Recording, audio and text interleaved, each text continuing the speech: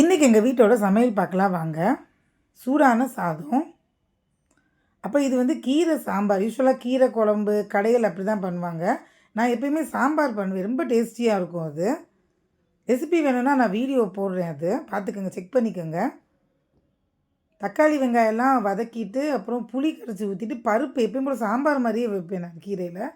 ரொம்ப டேஸ்ட்டாக இருக்கும். நைட்டு இட்லி தோசை கூட நாங்கள் இதை தான் தொட்டுப்போம். அந்தளவுக்கு டேஸ்டியாக இருக்கும். அப்புறம் இது கத்திரிக்காய் பொரியல்.